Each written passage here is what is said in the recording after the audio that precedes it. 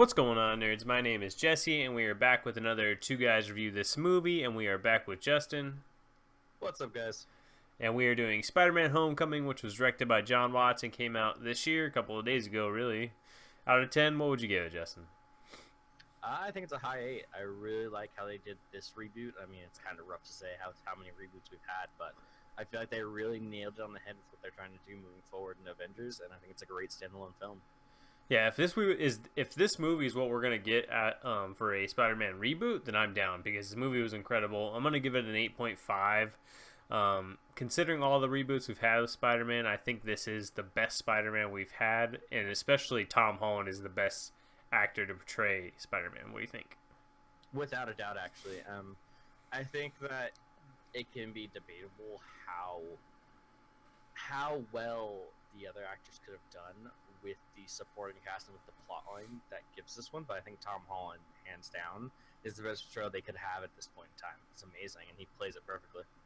Yeah, I agree. I think the authenticity that he brings because he looks like he's 14 or 15 years old and not having like a 30-year-old man playing a high school student and being Spider-Man like in Andrew Garfield's case, and I think Tobey Maguire as well, but he feels like Spider-Man, he looks like Spider-Man, he has this like youthful naivete, maybe would be the right word for it. Like he just fits it perfect. Like he is Spider-Man to me and probably will be my picture of Spider-Man going forward. So, you think Spider-Man's British? Yes. Yeah, 100%. Now, if he's British with that good of an American accent, yeah, I'm down. Dude, they're taking all our jobs, man. I really do like Tom Holland, though, like 100%. Definitely one of the biggest and brightest points of the movie. I 100% agree, and I'm really excited with how they did the reboot in general. Want to go into spoilers now at this point, or you want to hold off a little bit? No, let's jump into it. I think one of the best calls they made is introducing Spider-Man into Civil War, so we don't have to go through the whole origin story again. From moment one of this Spider-Man reboot, he is Spider-Man. He does not have to get bitten by the spider. He doesn't have to be the high school student who's a nerd. He can already be all of those things and Spider-Man right from the beginning. So we skip through a lot of origin to get more character development. We get to watch him learning how to use the suit and having all the cool tech that's inside the suit. Lots of cool stuff at the beginning of this film. And it absolutely smooths out the pacing of everything in this movie because it's not spent the first 30 minutes figuring out what he is and what he's going to do. Everything is just straight to the point. Everything's real smooth with the transitioning. Yeah, I also like what they did with Flash Thompson, how he's not a jock in this film, the guy who bullies Spider-Man. In every other Spider-Man film, Flash Thompson's like this big jock, and I think that's such a played-out cliche now. To make him a part of his little social nerd circle, I think was a great move, because you can't get away from him. He's there all the time. He's always going to be right there. I 100% agree, and I think that how they portrayed him works really well for the storyline. I mean, to have this nerdy aspect to everything, it felt like everything really gelled. So I was really happy with how that went. Yeah, I also want to give a big shout out to Ned. Who's the actor who plays Ned? Let me look him up here. I believe it's Jacob Batalon. Let's see. Yeah, Jacob Batalon. Jacob Batalon? Batalon? I don't know. The guy who plays Ned is awesome, and I think the chemistry between him and Tom Holland is really good. I 100% agree, and I think he plays the role perfectly. The guy in the chair. Yeah. He has like a lot of good lines. He has a lot of cool stuff in the film, too, and I think letting him find out that Tom Holland is Spider-Man early was a smart move. I definitely agree, and I think that he brings a natural aura, I guess, or air to the role in how he speaks to Peter and how he speaks to Tom Holland with what he says about it. Like when he's talking about the spider, he's like trying to figure out if he can be bitten. How he generally plays the role. It's played so well and so well done with the plot. Yeah. It definitely feels like a more modern take on the Spider-Man reboot. Like, it feels like when I went to high school, those are kind of like how it is now when you go to high school, right? Everybody's on social media. You can't keep a secret identity. Everybody wants to tell somebody, and for him to have to keep it under wraps but not be alone, he has his friend Ned to share it with, I think was a good, smart move. I definitely agree, and I think that chemistry, that they have that natural chemistry, was great, and it was fun to see. Yeah. I also think it was smart to let him have the Iron Man's made suit, Tony Stark made suit for half of the film, and then taking it away from him from the second half. What do you think about the suit and Iron Man in the film? Well, first and foremost, the suit, I think it's great, and it plays so much into what they do with the suit, like how they treat it. You know, that line, I believe the line was, if you need the suit, you shouldn't have had it in the first place. I mean, that's a great line. It plays so much into later in the film. Yeah. And talking about Iron Man, I mean, the way he portrays this fatherhood figure, which they could have gone so many ways with it, and I think a lot of the ways would have been poorly done, is really important here. They could have had him be a typical father figure that was really good at it, and then there could have been a lot of problems, because that's not Tony Stark's character and how Robert Jr. has portrayed it. Instead, they showed him how he really is, a very immature, inexperienced person in this, trying to take this position, just like he's starting to in Civil War. And I think that's really important that they kept that continuing going forward, that continuity. And it really worked well in the film with how Robert Downey Jr. plays it. The way he's able to show that he really doesn't know what he's doing, you know. The way he doesn't know how to really talk to him when he's up on the building. Or, Yeah. I don't think it's up on the building. When he wants to pat him on the shoulder, roughly. Like, he doesn't know really how to go about this. Yeah, I think one of the best Robert Downey Jr. moments in the film is when Peter is kind of and this is a good way to show that Peter is a child still, is when Iron Man shows up to save him on the ferry, to put the ferry back together. And then he's talking to him on top of the building, and Peter's saying, if you really cared about me, you'd be here right now. And then he's talking about, you're a 14-year-old kid, and then boom, he pops out of the suit and he is there. I thought that was a really cool moment. Yeah, I definitely agree. And it plays back into what Tom Holland brings as a younger actor, because there are scenes in this film where it really requires a little bit of immaturity that you can't always expect out of these actors that are very proper and trained to do very rigid, strict to the line moves. With how he does this and how he portrays his character, he's really about showing weakness and youth in a way that is really important for this film. Peter Parker is a young person. He's not an adult. He is not ready to handle all of these things, and he's trying to. Yeah. Yeah, I agree. Let's talk about Michael Keaton a little bit, because I think he is one of the better villains in the MCU. Right next to Loki, I would actually put him maybe just below, because Loki is really, really cool and really incredible. But Michael Keaton's got well fleshed out reasons to be a villain, a second life that gives him even more reasons to be a villain, and more reasons to make sure that nobody finds out what he does on the side. And I think it's totally plausible that somebody could be the Vulture, like somebody could have these motives, make these stuck with the alien tech we have. I think it's totally just works all together. It's such a grounded role, and Michael Keaton plays that so well. Yeah, he kills it. He really shows that this could be your neighbor. This could be anybody, you know. He's a family guy by day, and at night he does what he has to do to take care of his family. And, you know, some can say he goes overboard with that, obviously, but, you know, you do what you have to do to take care of your own. And that's really shown in Michael Keaton's role.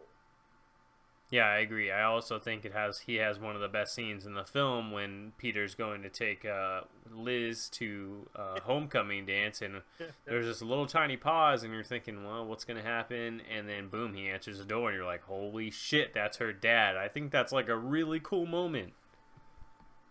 Like, can we just please stop for a second and talk about the fact that I had no idea that Adrian Toomes is going to open that door right there. I'm totally thinking, okay, he's maybe going to get jumped by Falcon, or I believe it's Vulture. Vulture. He's going to get jumped by Vulture. Somebody's going to get attacked before she opens the door and they don't get to go to prom. Like, that's what I'm thinking. I'm thinking prom never happens. But to see him open the door and have no idea, it's amazing. And the look on Peter Parker's face is just brilliant. Yeah, I think, the look on his face is great, but I think he plays that really well, because it's not supposed to be funny, right? Even though it is got some funny underneath it, because it's like a total shock. Like, he's actually really scared and doesn't know what to do, because that's his girl, and he's already given up on chasing Vulture because Stark took away his suit. And he's like having to work through this, and there's some good comedic moments in there, but I think the acting there is really good, especially on Tom Holland's part. I definitely agree, and I think it's played so well. Like, even going into the car scene as Vulture slowly figures out who this is. Yeah, super well developed there. Like, you could see the points linked there. It's not some crazy jump. It's obvious that these dots connect, and it shouldn't be hard for somebody to figure out. So I think it works. I definitely agree. I think it could have been a little hand-holdy when I believe it's Emily is her name. Liz. If I'm not mistaken. Liz, thank you. Liz. I'm sorry. Liz is just kind of feeding out all the information. But what about this? What about this? You're obviously Spider-Man.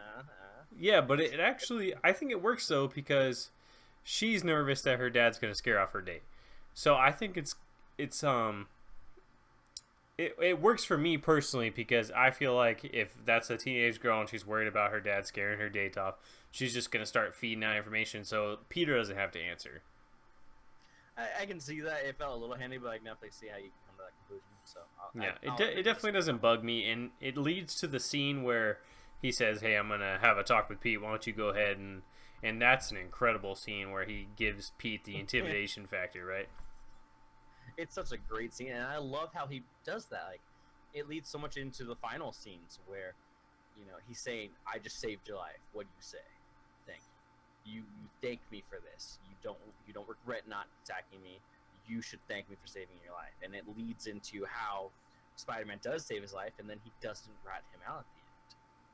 Yeah, there's a lot of stuff going on here, and I think the reason he doesn't rat him out at the end is actually because from selfish reasons more than because he saved his life. I think it's more because he wants to kill him himself when he gets out of jail. I think that's my portrayal of it, or kind of deduction of it, or whatever, and that's how I see it. I can see that, and I can see how they can still fight from both aspects. Because you can say, I don't owe you anything more. I already saved your life once by not telling them. Yeah. So I still think we're going to see Vulture again, and I'm really excited about that. I mean, Mike Keaton kills it, and I want to see him back in another Marvel film soon. Yeah, I agree. Let's go back just a little bit to the homecoming dance when Peter walks in, and there's a moment before he walks in the doors where it's silent, everybody's dancing, but you can't hear the music. And he's like making the choice whether to go after him or to not go after him. And it looks like, in the way that it's shot, it feels like he's not going to go after him. Because he walks through the door, and the music is playing, and you're like, wait a minute, he's not going to go after him? What's he going to do? He walks up to Liz, and then it gets a close-up on his face, and you can just see it in his face that he's like, I gotta go. I gotta go do this, right? I definitely agree, and I feel like it's such a strong moment for Peter Parker as a character where he decides that this is his job. He has to do this. He has to protect others, otherwise who will? Yeah. And I feel like that's just a really strong scene. Yeah, I agree. I think kind of roping the Avengers Tower into this, that's a big player in this movie, and having the fact that they're going to move all of the stuff upstate, and the Vulture's main goal right now is to get in there and steal like one box, because he'll be set for life if he can get one box out of there. I think that's a cool little finale set piece that Peter has to go back up into the air where he's been dropped by Vulture once. And he definitely seems like he's afraid of heights. Like when he's on top of the memorial, he's looking down. Like that's not a place that he feels comfortable. He's still gonna do it. Yeah. And I think that's a great shot. And I think there's a lot of build-up that can be missed easily in this film, where you don't really think about what's going on until after it's already happened. And I think that's really important. Yeah. What do you think about the plain set piece of Vulture getting inside and then having the fight with Peter? I think it's really well done. I thought it was really interesting that they kept teasing the high altitude seal without really telling us what it was for. I mean, I had thought it had something to do with the Avengers Tower. I never thought it'd be on a plane though. Yeah, me neither. Figure out what was going on with it. But past that, I think the scene is really cool where he's going through everything. He kind of finds the Iron Man suit, the helmet, and throws it away. Like it kind of just pays a little bit of homage where they kind of are going through all this different stuff, and there's things that you can recognize and things you don't. So you're kind of wondering what's going on with these pieces. Yeah, and then we get the plane's gonna crash, and Peter's like moving the wing. That's a really cool, exciting set piece. Absolutely. And then the plane crashes, and then we have a final Vulture fight between Michael Keaton and Tom Holland, which is awesome. Yeah, and then to see that Vulture suit was still working after that crash, I mean, how damaged it was, that was really interesting. And it also was really cool to see something come back once again, a lot of build-up in this film, where the original radiation explosion that happens in the Washington Memorial is what let Peter know it's going to blow up here. I mean, everything kind of connects, and I thought that was really cool to see done. Yeah, actually, let's bounce back one more time because we missed one really, really good scene in the film. And that's when he goes after the Vulture and Vulture drops the building on him. And then we have the scene where he's like crying and he's like whimpering. He can't help me, help me, help me when he needs to help himself here. And this is the one time that I thought for a quick second that Iron Man might come to bail him out, but I'm glad that they let Peter Parker, Spider-Man, do it on his own, and he lifts up the big ass building off himself and gets out of it. I agree, and this is another scene. This is the other scene I was talking about where Tom Holland's youth comes into effect because of the fact that you really don't have a good way of doing that any other way with any other actor, and he does it so well with how he looks so weak and he's yelling for help. I mean, definitely think the "I'm Spider-Man" thing is kind of overdone, but everything before that's great, and I feel like it's just great acting. Yeah, I thought that too. Right after seeing it, I told you that that's how I felt about it. But I actually heard somebody else saying that what happens is he says, "Come on, Peter," first. He goes, "Come on, Peter, come on, Peter," and then that's like him letting go of Pete and then going, "Come on, Spider-Man, come on, Spider-Man," and that's like him really fully committing to becoming the legitimate Spider-Man, and that's supposed to be what you take away from that scene.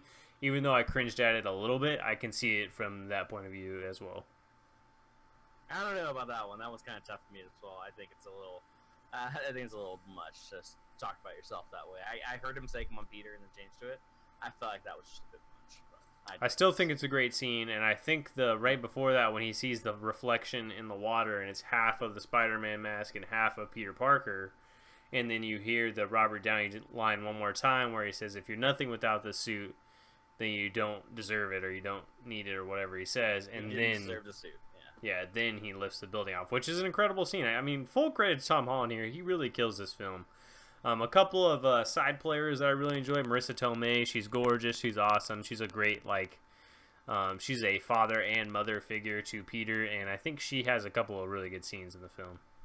I agree. Like when she's eating, when they're in the restaurant, Yeah. I feel like she really does a great part of being not overbearing in her role, but at the same time feeling every part that she's supposed to as a parent.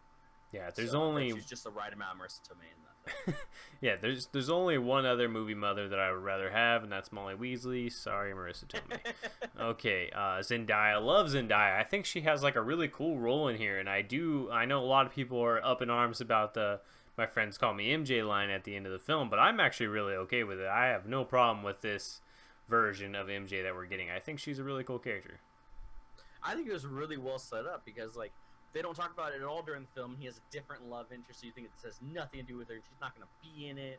And there were all the rumors before the film came out that Zendaya was, of course, going to be Mary Jane or MJ without any real tells of it. So like, you weren't really expecting it. And they don't say her name at all until the very end when she actually says the line. You don't know what's Michelle's name. I think even when she first shows up when they're in the cafeteria, they don't say Michelle. They don't say her name. They just say, "You're alone too." I heard her name earlier in the film. I think she's Michelle the whole film. I don't think they hold on to that. I hope they didn't. I like to think that, but I might have missed it, so I'll fully accept that. Got any closing thoughts on Spider-Man: Homecoming? Well, I was really excited about it, and I definitely think it held up. I've heard a lot of mixed reviews from personal friends, but I loved it. I loved how Zendaya played Michelle. I'm really excited to see what they do with Spider-Man going into the Avengers and into a second Spider-Man film, which I hope to see. You know, maybe Spider-Man 3 Graduation will be pretty legit. Yeah, I hope that they keep going. I know that Sony hasn't signed off on a Spider-Man sequel yet because Sony and Marvel are working together on this one. So hopefully it all works out and we get to see a second Spider-Man movie. I really enjoyed it. I think Tom Holland is legitimately the Spider-Man.